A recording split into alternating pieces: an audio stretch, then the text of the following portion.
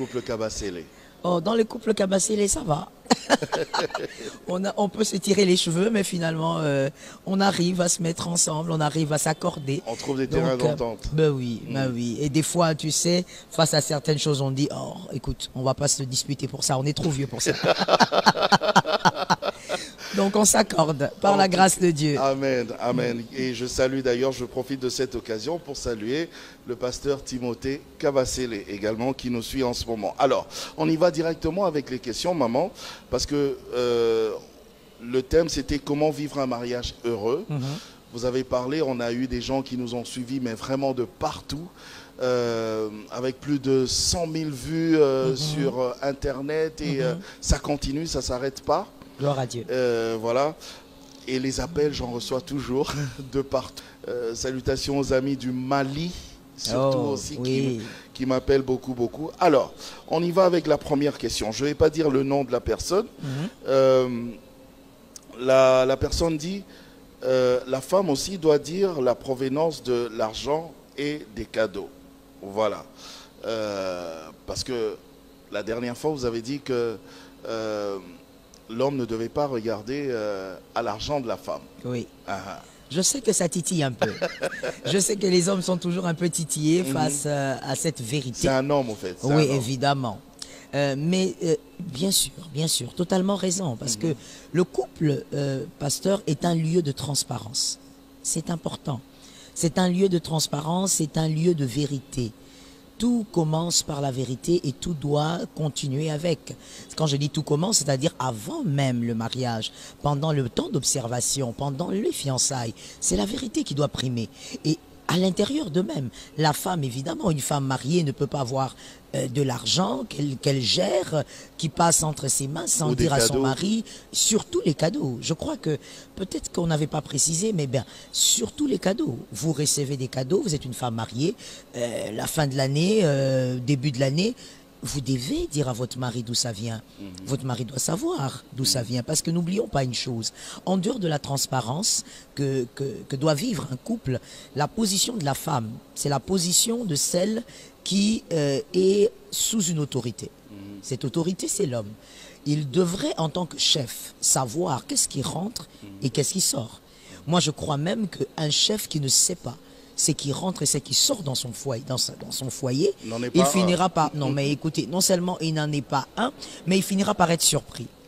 Il finira par être surpris et nous voyons très souvent, surtout dans notre société africaine, vous voyez un homme être choqué en disant « Mais comment ma fille de 17 ans tombe enceinte la faute finalement tombe sur la femme. » Or, la Bible dit que l'instruction, c'est le père.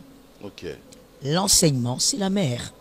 On dit écoute l'instruction de ton père et l'enseignement de ta mère. Donc quelque part, voici ce que moi je comprends, pasteur. C'est que si vous, en tant que chef, vous ne donnez pas d'instruction, il est difficile que je donne l'enseignement. Parce que l'enseignement que je donne ne doit pas sortir de nulle part. On doit s'accorder.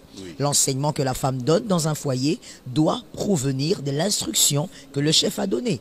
Mais si le chef ne donne aucune instruction, parce que justement, il ne contrôle rien, il ne maîtrise rien, et voilà le problème. Donc je pense qu'un chef doit savoir qu'est-ce qui rentre chez lui. Et pour justement une transparence, pour que ça ne soit pas un cadre où il y a un général avec ses caporaux, je crois qu'il faudrait simplement la transparence. Vous recevez un cadeau, voilà chérie, j'ai reçu un cadeau de la part d'un oncle, de mon père, et voilà. Juste une parenthèse, puisqu'on parle des cadeaux, est-ce qu'il y a des cadeaux, je veux dire, est-ce qu'il y a des cadeaux qui fâchent, des cadeaux qu'il ne faut pas offrir à une femme ou à un homme? Évidemment, à une femme mariée, à un homme marié, évidemment. Mais vous donnez par exemple à une femme mariée des sous. Comment vous pouvez donner des sous à une femme mariée? Et moi je dirais, et j'ai beaucoup aimé votre question, vous posez toujours les bonnes questions. C'est-à-dire que quand une femme mariée, déjà à son niveau, elle devrait ne pas permettre que ça rentre. Par sagesse, elle ne doit même pas dire à son mari, écoute, j'ai reçu des sous, voilà, c'est dans le placard. Vous recevez des dessous, vous recevez un soutien-gorge, mais comment? Comment est-ce qu'on peut vous offrir un soutien-gorge? Et moi, je veux même dire, même si ça vient d'une femme, je crois que par sagesse, Ce n'est pas nocive, mais par sagesse, même quand ça vient d'une femme, que vous êtes une femme mariée, soyez assez prudente, soyez sage. Le mariage se gère aussi avec la sagesse. Voilà pourquoi vous verrez qu'il y a des hommes très intelligents, mais qui n'ont pas été capables de rester en paix dans leur foyer.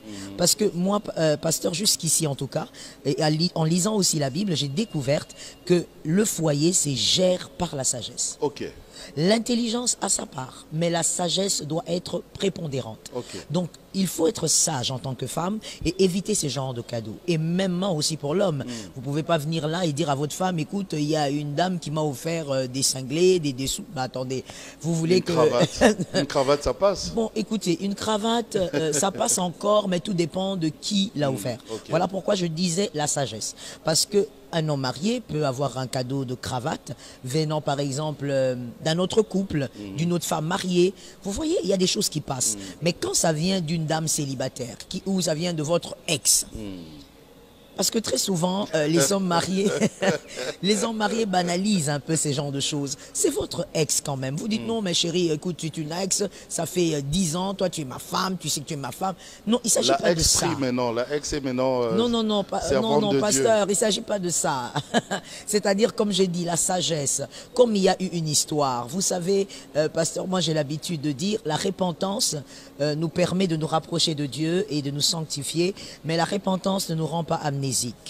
Ok. Non, ça ne nous rend pas amnésiques et Dieu d'ailleurs, étant un créateur formidable, il nous a créés avec un cerveau, ayant une partie qu'on appelle la partie épisodique du cerveau. C'est-à-dire c'est une partie qui stocke les souvenirs. C'est par cette partie du cerveau qu'à des moments, vous pouvez, en 1992, voilà, ça vous rappelle des odeurs, ça vous rappelle des gestes, des souvenirs. Donc c'est pour dire qu'on ne devient pas amnésique. C'est une ex, vous avez une histoire. Et vous n'avez pas totalement oublié cette histoire parce que vous êtes mariés. Alors si elle vous offre à vous deux des cadeaux? Tout dépend, comme je disais, tout dépend aussi de la relation que vous avez avec cet ex et aussi de sa position. Est-ce que c'est une ex mariée? Okay. D'abord, est-ce que c'est une ex mariée? Parce que ça change la donne. Vous savez, pasteur, il y a des ex qui ne lâchent pas l'affaire. Il y a des ex qui ne lâchent pas l'affaire. Et moi, j'ai vu ça même dans la vie des femmes. C'est-à-dire, elle a un ex, mais cet ex-là ne lâche pas l'affaire. Oh. Elle est mariée, mais il est là, il rôde autour d'elle comme un psychopathe. Donc, quelque part, il faut gérer le mariage avec la sagesse. Si cet ex est célibataire, elle donne des cadeaux, une cravate. Je pense que avant même de recevoir, il faut poser la question à votre femme. Chocolat? Ça passe, ça peut passer. Et Parce qu'il y a chocolat et chocolat. Voilà, c'est ça que j'allais aussi dire. Ça veut dire il y a chocolat et chocolat, la boîte aussi alors, parle. Alors ces chocolats-là. Tout ça là. Ces genres de boîtes-là. Voilà. Romantiques-là. Voilà. Ah, il ne faut pas. Hein? Non, il ne faut pas. Il ne faut pas, pasteur. Vous êtes marié. Comment est-ce que votre ex vous donne des choses romantiques qui vous rappellent des souvenirs? Non, mais ce n'est pas avec cette boîte que vous allez amener à la maison et passer des bons moments avec votre femme. Je pense que ce sont des choses à éviter. Puisqu'on peut éviter, on évite. Même la parole de Dieu dit, l'homme prudent voit le mal de loin. Il se cache. C'est-à-dire, quand je vois qu'il y a un mal, je préfère me cacher. J'étais en train de dire à un monsieur hier, marié, qui me posait des questions sur son couple.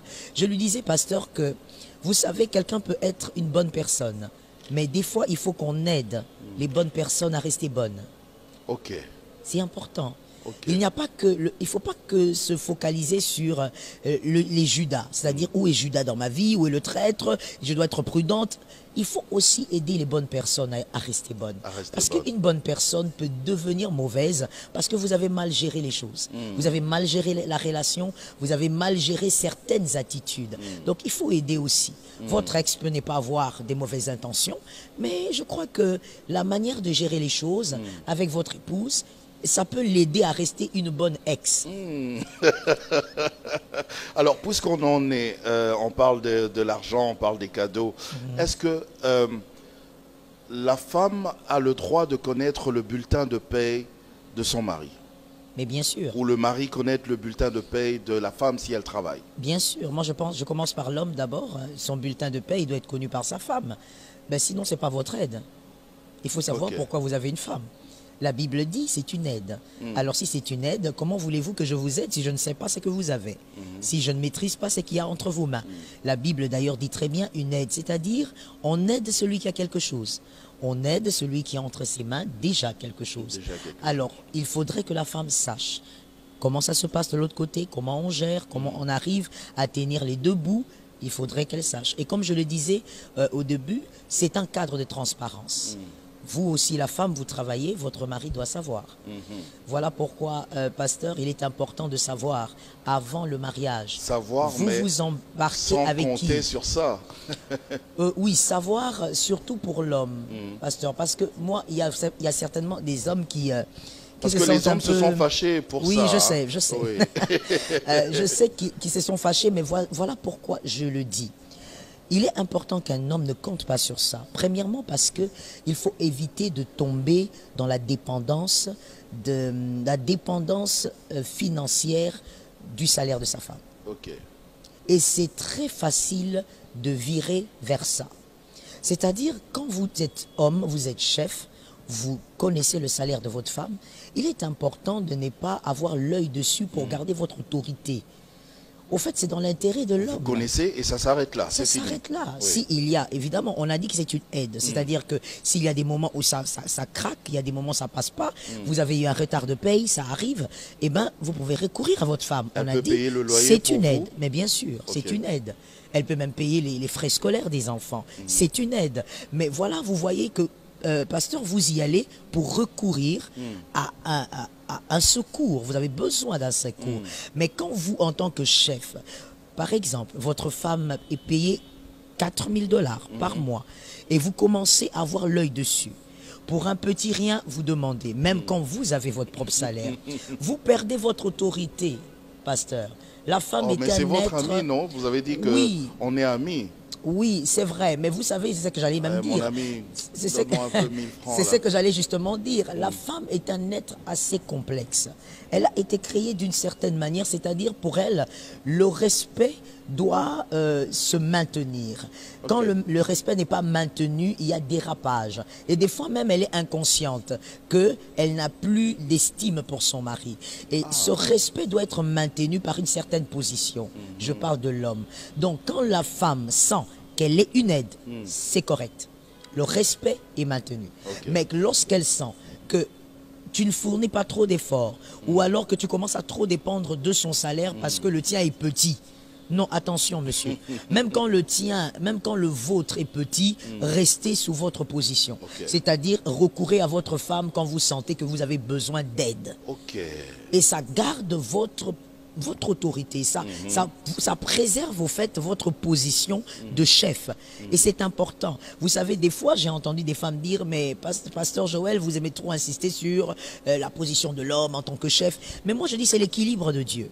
Si on ne tient pas compte de ça, la manière dont la femme a été créée, pasteur, vous allez rater votre femme, vous allez la perdre.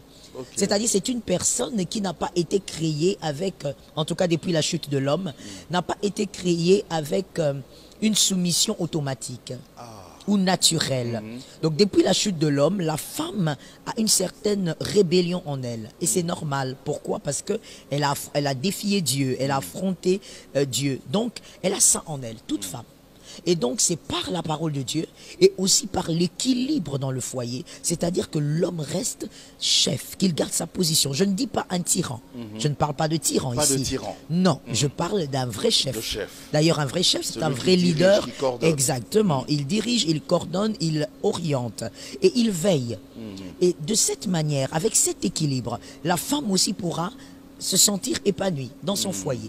Mais quand vous avez l'œil, pasteur, sur le salaire de votre femme, vous êtes tout le temps derrière. Et des fois même, le jour de sa paye, c'est vous qui allez récupérer la paye. Vous êtes là avant elle. Mais imaginez-vous comment est-ce que la dame, elle va vous considérer. C'est-à-dire, même s'il y a beaucoup d'amour dans son cœur, à un moment donné, et elle perd ses repères. Voilà, c'est ce que je voulais dire. Elle perd ses repères et quand la femme n'a plus de repères, monsieur, vous êtes mal barré. Vous êtes mal barré. Est-ce que la communication, les compliments, le pardon, est-ce que c'est important dans le mariage? Très important. Surtout le pardon. Moi, je rentre dans Genèse comme j'ai dit, pour moi, tous les secrets du foyer se trouvent dans Genèse. C'est-à-dire non seulement dans Genèse, mais dans la création. Adam et Ève. Regardez, pasteur, ce qui se passe. Adam, disons, Ève induit son mari en erreur. Dieu vient, comme tous les soirs. Et quand Dieu vient, il demande à Adam, pourquoi tu te caches? Il dit, ben, je suis nu, et puis le reste. Et voilà la sentence de Dieu. Il punit le serpent, il punit la femme, il punit l'homme. Mais il dit à l'homme et à la femme, sortez. Vous deux. Il ne dit pas à l'homme, oui, tu as raison, hein, c'est moi qui t'ai placé cette femme-là, tu m'avais rien demandé. Il dit, sortez. En d'autres termes, monsieur, va régler tes problèmes avec ta femme. Vivez ensemble. Mais comment vivre avec quelqu'un qui m'a sorti du jardin? Comment vivre avec quelqu'un qui m'a apporté des problèmes? Qui m'a apporté des problèmes. J'étais tranquille. Voilà, dans mon bonheur de délices, dans un jardin parfait. Mais voilà, Dieu commence déjà de manière tacite à dire, voilà le socle du mariage. Le pardon. Le pardon. Pardonne à ta femme et avancez. Tu ne peux pas te séparer d'elle. Allez-y, pardonnez-vous et avancez. Donc déjà là, le Seigneur était en train de nous présenter les clés pour un mariage réussi. On ne peut pas vivre avec un homme, avec une femme sans s'armer d'un esprit de pardon. Et les compliments. Oh, les compliments nourrissent l'amour dans le foyer, pasteur. Surtout en Afrique, on a un problème. Oh là là là là, les hommes africains.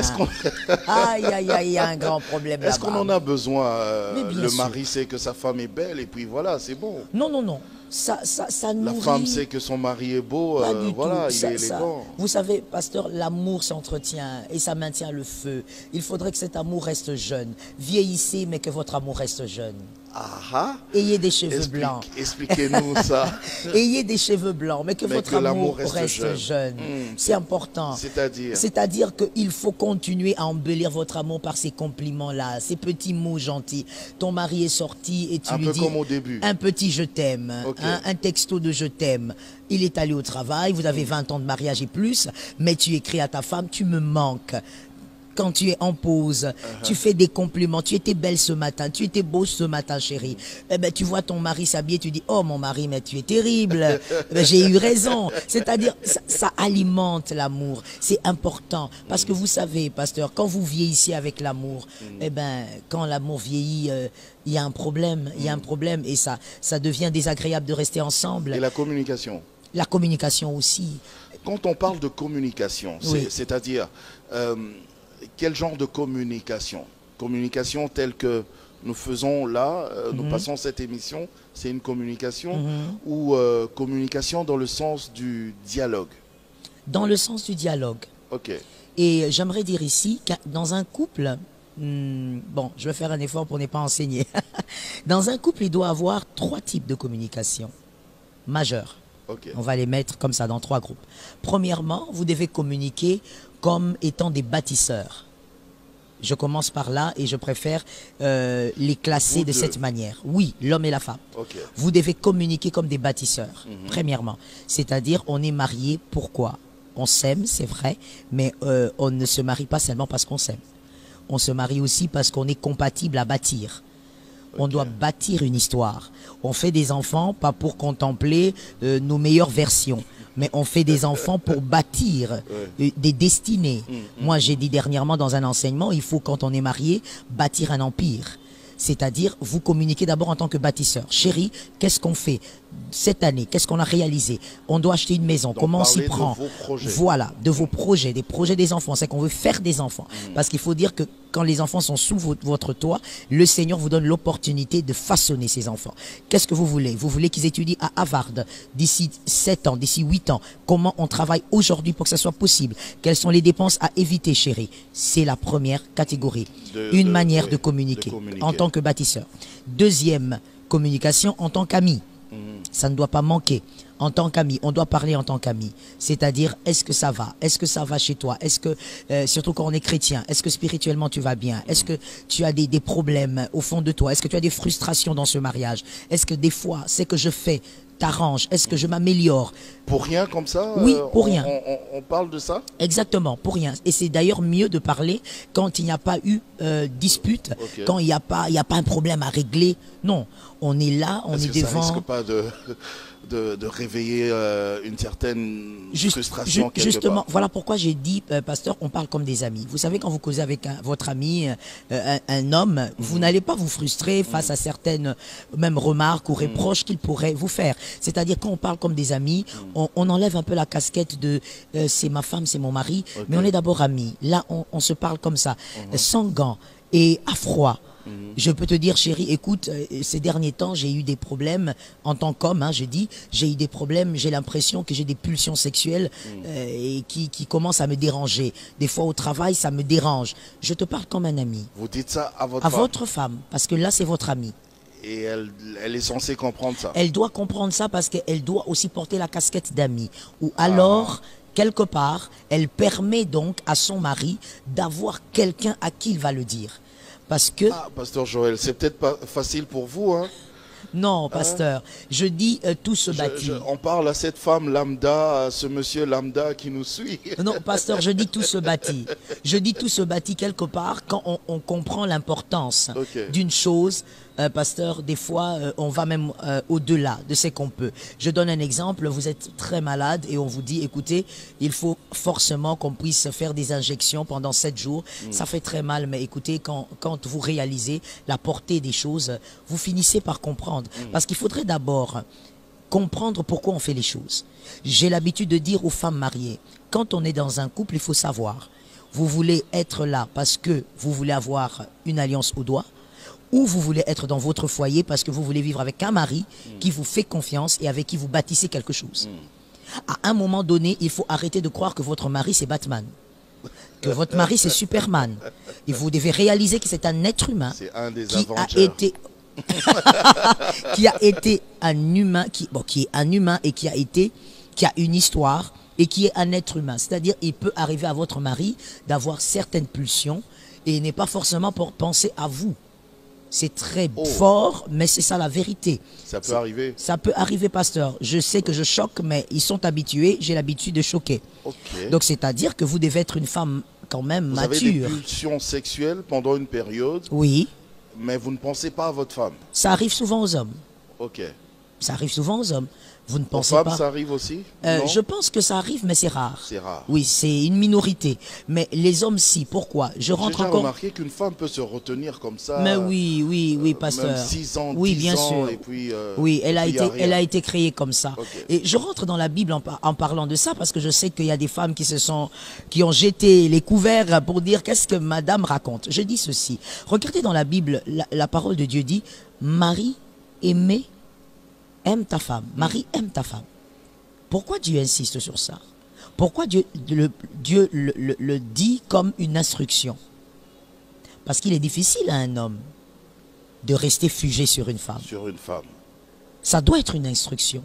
Venant soit de Dieu, soit venant d'une éducation rare. Parce qu'il y a des hommes, ils sont athées, mais qui ont été maris d'une seule femme pendant 20, 25 ans.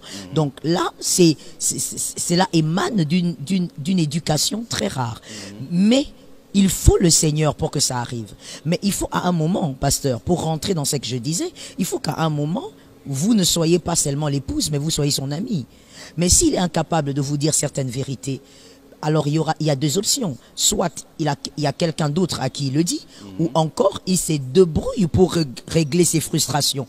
Mais quand vous allez apprendre, vous en tant qu'épouse, qu'il a réglé ses frustrations autrement, ça devient un problème. Alors ne vous cachez pas non plus derrière le fait que vous soyez un foyer chrétien. Parce que même quand on est un foyer chrétien, pasteur, vous n'allez pas me contredire que on peut être un foyer chrétien, mais cet homme-là peut toujours voir que Juliette est jolie, que Marguerite est une belle femme. Oui, les yeux continuent à voir. Ben voilà. Donc, je pense qu'à un moment donné, dans un couple, il faut passer par ce moment où on communique en tant qu'amis. On ne se gêne pas. Et la deuxième façon de communiquer, c'est la troisième façon. La troisième, c'est justement ce dont tu viens de parler, c'est-à-dire on parle pour régler certains problèmes. Il y a des problèmes à régler. On est humain. Il est évident qu'on ait des problèmes. Et donc, à certains moments, on règle les problèmes, mais à froid. Et il faut dire aussi qu'il y a des problèmes qu'il faut régler un peu plus tard. Ok. Non, parce que quand les nerfs sont à vif, non, ça, on peut pas. On attend et on règle. Et là, par exemple, on est très calme devant peut-être la télé. Et puis, on dit, bon, écoute, chérie, tu sais ce qui s'est passé avant-hier? Moi, ça m'avait vraiment dérangé. Surtout que c'était en public. Moi, j'aimerais que tu te comportes d'une autre manière. C'est-à-dire que cette troisième partie de la communication doit s'imposer dans un couple. Encore faut-il que l'autre l'accepte. Oui. Les reproches. Oui. D'ailleurs, on tombe d'ailleurs à cette question-là. Comment faire des reproches à l'autre pour se faire comprendre? Ok. Ouais. Alors là, c'est une merveilleuse question. Pour faire des reproches à l'autre, déjà, il ne faudrait pas faire sentir à l'autre que qu'elle a trop de travail à faire sur elle. Ne lui faites pas sentir qu'elle est la plus mauvaise des personnes. Ne lui faites pas sentir que vous êtes excellent. Et que le problème dans ce foyer, c'est lui. Toi. Non. Ça ne se règle pas comme ça. Ça me rappelle un philosophe, on était en sixième, qui disait, je connais plus, Gabriel Marcel, quelque chose comme ça. Lui qui disait, l'enfer c'est l'autre. Vous voyez ça? Quand vous allez avec ce genre de perception dans le mariage, ça marche pas. C'est-à-dire, quand vous devez faire des reproches, même, vous savez, pasteur, même à une personne douce, même à une personne tranquille, parce que des fois on se trompe. On pense que ce qui est dangereux, c'est celui-là qui est colérique dans le foyer, qui crie, et puis voilà, il s'énerve trop, c'est difficile. Mais il n'y a pas que celui-là. Moi, j'ai eu à traiter des cas dans des couples, un monsieur très calme, un monsieur pratiquement silencieux. Vous parlez, il vous regarde, il ne réagit pas, mais il est pire que le colérique qui réagit. C'est-à-dire, ce qu'il fera après vous surprend, vous dites, mais attends, c'était calme ici, et qu'est-ce qui s'est passé? C'est-à-dire, le problème, c'est l'approche. Comment vous venez me faire des reproches? Vous venez me faire des reproches. Voilà encore un autre problème, pasteur. Vous venez me faire des reproches parce que vous voulez me voir m'améliorer ou parce que vous voulez me dire tu es la mauvaise personne, tu dois te transformer totalement. Parce que c'est ça aussi le problème. Il y a des fois des femmes qui viennent avec ces genres de reproches envers leur mari et vice-versa. Mais quand la personne parle... Dans l'intention de changer la personne. Dans l'intention d'ajouter. D'ajouter, oui. D'ajouter. De dire à la personne, tu es la personne qu'il fallait. Mais pas forcément le dire comme ça de manière claire. Mais votre approche, la manière dont vous faites les reproches, vous me faites comprendre que je suis la personne que tu voulais. Je suis la bonne personne. J'ai des qualités. Mais il y a quelque chose qui dérange. Et si on répare ça, ça va nous aider, nous deux. Okay. Et donc, ça dépend. Moi, j'ai vu dans des couples des gens mal prendre des reproches parce que c'était malvenu. Ça ne doit pas être malvenu. Il faut avoir quand même une certaine manière de présenter vos doléances. Et quand c'est mal présenté, c'est là que la personne crée un mur. Et vous êtes vous deux les perdants. Lorsqu'il y a un mur, ne vous en faites pas. Même celui qui devrait améliorer sa façon d'être est aussi perdante. Donc, mais parfois, il y a des situations qui énervent, alors on ne sait pas faire des reproches autrement. Par exemple, une femme qui ne s'est pas préparée, par exemple. Oui. Ou un homme qui rentre tout le temps tard et bien bourré. Déjà, à la base, vous êtes énervé par rapport à cette situation-là. Oui. Comment reprocher l'autre à s'améliorer? Voilà. Pasteur, moi je dis ceci. J'ai l'habitude de dire ceci. Dieu, il est alpha, il est oméga. Et dans la nouvelle alliance, nous voyons aussi qu'il est oméga et il est alpha. C'est-à-dire, il commence d'abord par finir les choses. Il commence d'abord par finir les choses et ensuite il revient au commencement. Moi, j'aimerais dire, quand on est marié, on est un homme, on est une femme, c'est-à-dire on est mature. Des fois, face à certaines situations, pasteur, il faut être oméga. Je parle des situations qui énervent déjà. Il faut être oméga. Okay. C'est-à-dire, je suis énervé maintenant.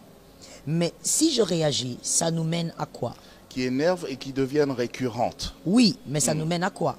Si je réagis violemment, quelle sera la fin? Qu'est-ce que je recherche? Parce que vous savez, pasteur, un enfant veut des résultats à tout prix. Il réagit parce qu'à tout prix, il veut des résultats, de toutes les manières, même en criant, en pleurant. Lui, ce qu'il veut, c'est des résultats. Mais un adulte, exactement. Mais un adulte, une personne mature, elle se pose des questions. j'aurai des résultats si je réagis. Ça, c'est sûr. Mais quel type? Et pour quel but?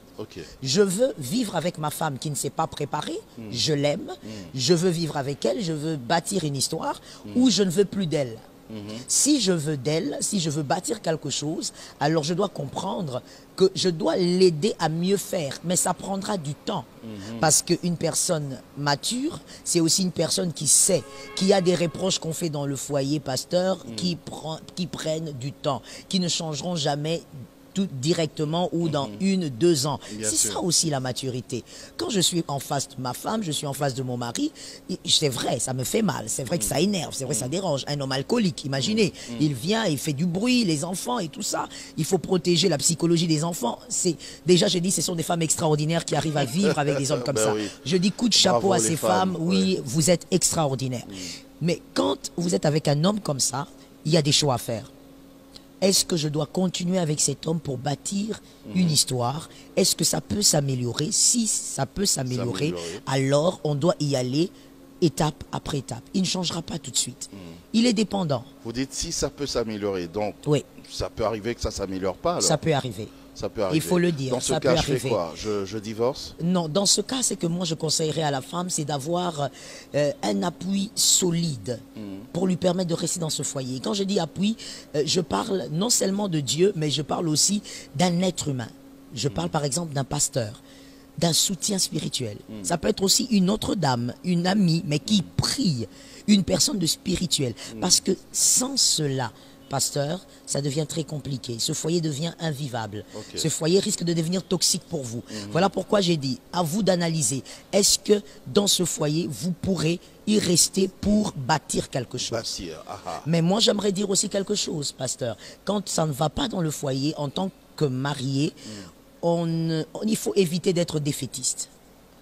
Il faut éviter ça. Il faut toujours y croire. Parce que quelque part... 10 ans après, pasteur. Oh oui, pasteur, il y a des gens qui ont changé 10 ans après. Il y a des gens qui ont changé 20 ans après. Voilà pourquoi nous nous tuons à dire à la jeunesse, écoutez, attention à vos choix.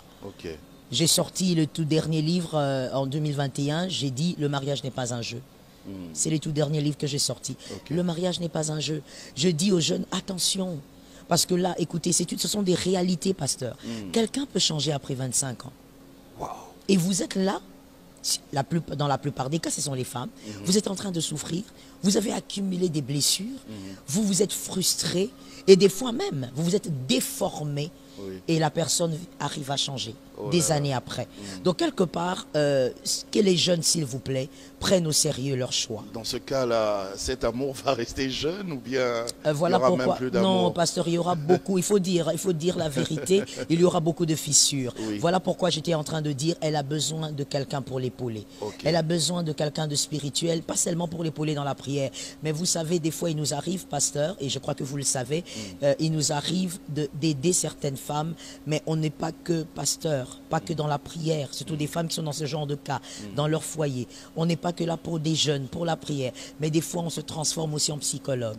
Il faut l'écouter, il faut des fois même l'étreindre, il faut lui dire que ça va aller, il faut des fois même lui dire que c'est une merveilleuse personne, parce qu'en allant à la maison, elle a un homme alcoolique qui l'insulte, qui des fois dit des choses sous l'influence de l'alcool, et donc elle n'a pas des compliments, elle ne croit plus en elle, elle a perdu même l'estime qu'elle avait pour elle, et donc elle n'arrive même plus à éduquer ses enfants. Et des fois on doit être tout ça, on doit l'encourager, lui dire que c'est une personne merveilleuse, la soutenir. Elle a besoin de ça pour tenir dans un foyer qui est chaotique. Ah là là, que des questions, mais heureusement que vous êtes là. Par la grâce de Dieu. Merci, vraiment par la grâce de Dieu. Alors comment je fais pour gérer un homme ou une femme trop autoritaire? Alors là, c'est pas évident, il faut le dire. Alors quand vous avez déjà une personne trop autoritaire, je prie le Seigneur que vous soyez l'opposé. Que vous soyez l'opposé. Parce que, oui, 2 personnes autoritaires, c'est le feu. C'est le feu, c'est pas possible. Le lion ne peut pas vivre avec un lion, ça c'est compliqué. Il faut que ça soit une lionne. Donc il faudrait vraiment que ça soit ton opposé avec qui tu vis. Et cet opposé justement doit essayer d'être un peu plus froid que cette personne remplie d'autorité. Et vous savez, pasteur, je veux aussi dire que ça dépend de qui. est trop autoritaire. Parce que le conseil aussi va dépendre. Quand c'est un homme qui est trop autoritaire, eh ben, la femme doit absolument jouer avec les moments de qualité. Ok. Oui, je ne sais pas si je peux choquer dans ton émission, mais bon. Choquez-nous, choquez-nous. Alors, l'émission, c'est dites-moi tout. Ah, d'accord. Alors, il fallait me le dire dès le départ. Alors, je dis, elle doit jouer avec les moments de qualité. C'est-à-dire, tu sais que ton mari est trop autoritaire, ce n'est pas en l'affrontant que ça va aller, ça c'est déjà perdu d'avance, il ne faut pas jouer sur ce terrain.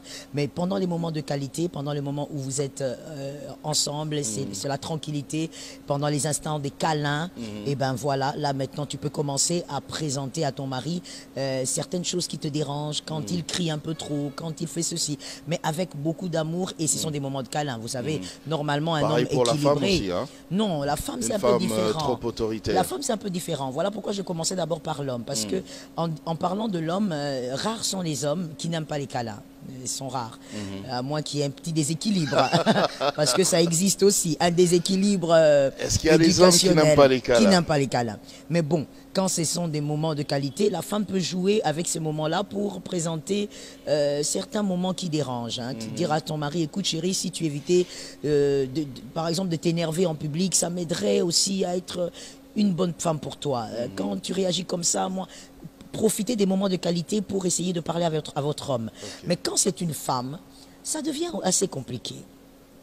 Compliqué parce qu'une femme autoritaire aura du mal, à moins que ça soit une femme. Que la femme de nature, elle est rebelle. Exactement. Déjà, c'est en tant que femme, il est difficile à une femme autoritaire de connaître la marge, la limite entre son autorité par rapport à sa personnalité et la place de son mari en tant que chef. Okay. C'est là où je dis que ça devient un peu compliqué quand c'est la femme. À moins que ça soit une femme transformée par le Saint-Esprit et par la parole de Dieu. Et là, le Seigneur va commencer continuellement à lui rappeler que là, ta personnalité dérange maintenant ton foyer. Là, tu es en train d'outrepasser tes droits ou encore tes responsabilités même. Parce que là, tu entres dans les plates-bandes de ton mari. Tu veux devenir maintenant chef. Voilà pourquoi je dis qu'au niveau où la femme a trop d'autorité, il est important que la femme elle-même se remette en question. Okay. Il m'est difficile de dire ici que l'homme doit l'aider. Pourquoi? Parce qu'il faut des hommes rares pour aider une telle femme. Il faut déjà que cet homme soit très patient. Okay. Il faut aussi que cet homme soit très compréhensif. Et comme je disais, ce sont des hommes rares. Ce sont des hommes qui sont capables de voir et de zapper certaines choses. Okay. Pour l'intérêt non seulement de la paix, mais aussi tout en sachant que si je réagis tout de suite, ça ne va pas aider ma femme. Elle va monter, je vais monter et il n'y aura rien de bon. Donc ce sont des hommes rares quand même qui peuvent vivre avec ces genres de femmes. Okay. Mais je crois que pour un bon équilibre, c'est à la femme elle-même de se remettre en question parce que ça risque de détruire son foyer. Une femme trop autoritaire, j'ai dit généralement, je suis dans la majorité, généralement ces femmes ont du mal à faire la différence entre leur personnalité et leur place dans un foyer, dans un couple, et ça risque de créer quelques déséquilibres. J'ai comme l'impression que les personnes trop autoritaires n'arrivent pas, je parle des personnes, l'homme, la femme, n'arrivent pas à reconnaître justement ce côté-là. C'est comme si chaque fois qu'on leur dit « mais vous êtes trop autoritaire », ça les énerve. Oui, c'est vrai qu'il y a des gens comme ça, mais moi... Elles n'arrivent pas à reconnaître ça, ces personnes-là. Oui, je vois, mais je crois que c'est un problème parce qu'il faut se connaître. N'est-ce pas qu'il y a ce philosophe qui l'a dit? Connais-toi toi-même, il faut se connaître. Et c'est très important. C'est difficile, pasteur, d'être dans un mariage. Et comment voulez-vous vivre avec quelqu'un? Parce que vivre avec quelqu'un, c'est connaître la personne. Mais comment vous allez faire pour connaître un homme ou connaître un autre alors que vous ne vous connaissez pas vous-même? Connaissez-vous. Quand on est mature aussi, c'est ça aussi être mature. C'est-à-dire connaissez-vous. Nul besoin qu'un autre vous dise vous êtes impulsive, si vous êtes une femme, que vous êtes réactive. Non, connaissez-vous. Sachez que vous êtes une personne très colérique et apprenez comment ajuster les choses. Et c'est très important aussi pour cette femme ou pour cet homme de savoir que ce comportement, non seulement il dérange l'équilibre d'un foyer, mais il dérange aussi la paix avec votre entourage. Parce que, pasteur, moi j'ai l'habitude de dire, si vous êtes marié, qu'on ne vous célèbre pas dehors, que j'entende les célébrations venant de votre mari, que j'entende les célébrations venant de votre femme. Je ne parle pas des célébrations Facebook. Parce Non. que là, c'est... Je ne parle pas des célébrations très Facebook. vrai, non, ça, c'est pas très vrai. C'est pas très vrai. C'est D'ailleurs, virtuel, moi c'est je juste dis, pour que les autres voient. je dis d'ailleurs qu'il y a beaucoup de mensonges là-bas. Moi, je parle des vraies célébrations. C'est-à-dire, même si votre mari n'écrit pas sur les toits, mais en vous regardant, il dit, moi, j'ai épousé un enfant de Dieu. Ma femme, elle est d'abord enfant de Dieu avant d'être tout ce qu'elle est. Mon mari est vraiment enfant de Dieu avant d'être pasteur, bishop et même vice-dieu, si vous voulez, avec la titromanie. Donc, mais que d'abord, votre mari reconnaisse et votre femme que, attendez, je vis avec quelqu'un qui se connaît, qui sait que je suis comme ça et je dois m'organiser d'abord. Vous savez, pasteur, je dois le dire avant de finir, c'est important, avant que votre mari vous aide à être une meilleure personne, parce que c'est ça, et même pour la femme aussi, on est ensemble parce que l'autre doit m'aider à être meilleur, on n'est pas parfait. Et donc, avant que l'autre vous aide à être une meilleure personne, aidez-vous vous-même. Ça va accélérer les choses et ça donne la paix dans un foyer. Aidez-vous vous-même. Vous savez ce que vous êtes. Vous devez savoir qui vous êtes.